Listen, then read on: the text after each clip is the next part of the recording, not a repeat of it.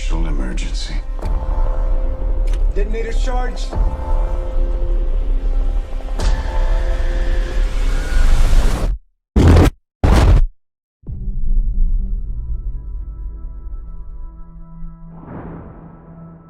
We're in a race against the Nazis.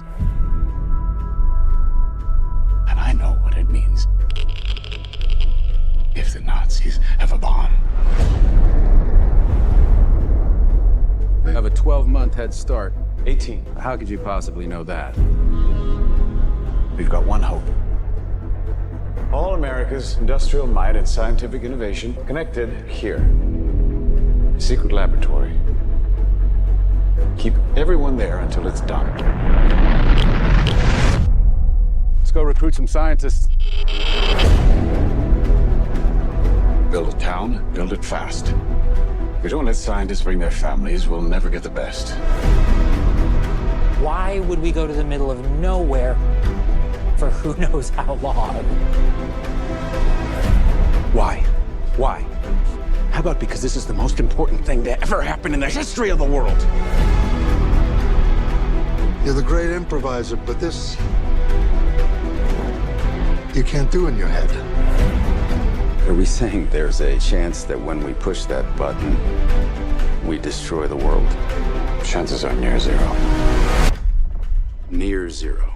What do you want from theory alone? Zero would be nice.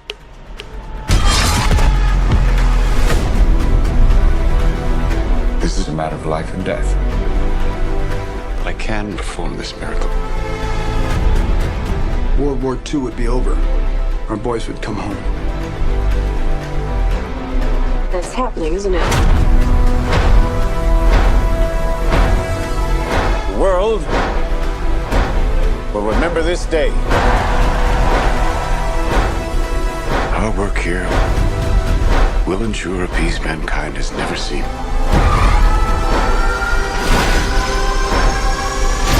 Until somebody builds a bigger one.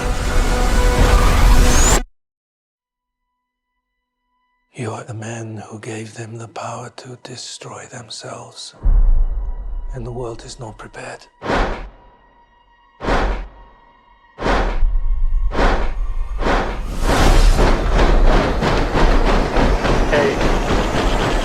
7, 6, 5, 4, 3, Truman needs to know what's next. 2, What's next? 1.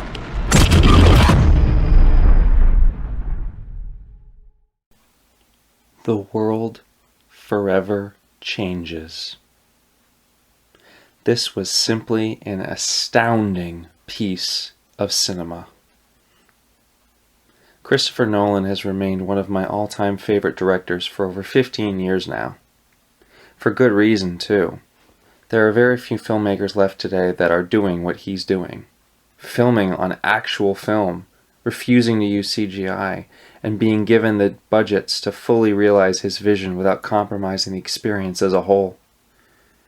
He is also one of the only filmmakers that is still pushing the boundaries in terms of what's possible in the cinematic medium. When a film by Nolan comes out, it's so much more than just a movie release. It's a full-blown event and celebration of cinema itself. Every film of his has proven this to be true, especially his last 7 movies in particular. This man is unmatched in his singular vision and wildly ambitious in his approach to every project. Nolan has been responsible for some of the greatest films I've ever seen and for several of my all-time favorite movies. Dunkirk remains my second favorite war film in general. Tenet and Inception are both high-end sci-fi thrillers with next-level concepts. Ones that I've genuinely never seen in film before. Interstellar is a sci-fi epic and an unforgettable meditation and exploration on life, death, and everything in between. As for the Dark Knight trilogy, it's still one of the best comic book film trilogies in all of superhero cinema. Need I really say more? I had been over the moon for this movie ever since that original teaser trailer debuted in theaters sometime 2 years ago. Any tangible announcement of a new film by Nolan is always going to evoke utter excitement from me. He's one of the most consistently outstanding directors of his time. He has never received a negative tomato meter score or a negative audience score. This becomes even more impressive when you realize that he's directed 12 movies already. What other filmmakers have the same impeccable track record? The answer is a very select few. I'll just come out and say it. I'm pretty confident this is now Nolan's greatest film to date. I know that's a ridiculously high bar to meet, but I feel very firm in saying that it's true, though. This is Nolan's magnum opus. Everything that he has learned over the years and every movie he has made up to now has in some way, shape, or form led directly to this specific moment in time. The work and craft on display here is just staggering. A 3-hour historical drama solely about the creator of the atomic bomb, its utilization, and everything leading up to it, and everything following it. Cillian Murphy has always been a criminally underrated actor, but he's also created one of the most impressive and vast filmographies of any actor in general. He's worked with Nolan on many previous movies, and this marks their 6th collaboration together. It was beyond time that Murphy be given that opportunity to finally play the lead role in a movie. Nolan clearly recognized this as well and finally cast him as the lead. A much-deserved showcase that Murphy absolutely crushes. He is simply monumental in terms of his performance and full embodiment of the character of J. Robert Oppenheimer. He deserved every Oscar nomination. The same went for Robert Downey Jr., who is astoundingly good here, too. They both deserved all the Oscar nominations. Nolan has never been a stranger to assembling amazing casts for his movies, but this might just be his best cast to date. The amount of talent on screen throughout this movie is nothing short of phenomenal. Nolan somehow manages to give every actor and actress enough time to truly shine, even if his or her screen time is super limited.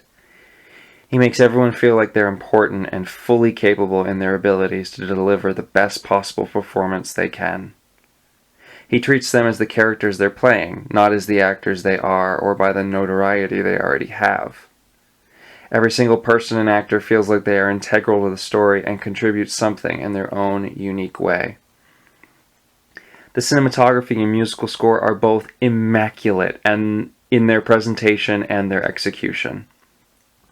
Hoyt van Hoytema has proven himself time and time again to be a masterful director of photography. Having just previously worked on last year's Nope, Hoytema is no stranger to pushing the boundaries in terms of visual storytelling, and here is no different. The same praise can also be given to Ludwig Göransson for his masterful original score. Frankly, the entire sound design of this movie is worthy of the highest praise imaginable, and that's just a cold hard fact. The moment that the bomb was tested, I was on pins and needles the entire time. I can't recall the last time a scene was that blisteringly intense and startlingly immediate. I felt like the entire theater held their breath in that scene and in that moment. I swear you could have heard a pin drop. This beast of a movie is 3 hours long, but the pacing and tempo made it feel like half its length. This film engages the eyes just as much as it challenges the mind on questions and themes of power, control, morality, existential dread, and the actions that could very well define your entire existence on this planet. It doesn't pose any easy answers, and the final shots of the film had me in both awe and horror of what I was seeing. I left the theater stunned and speechless. It was something I hadn't felt in quite some time. This is how powerful film can truly be. This is why we go to the movies. It's arguably Nolan's best film to date and easily one of the most important films and biopics of the last century. I give Oppenheimer 5 out of 5 stars. Thank you so much for listening.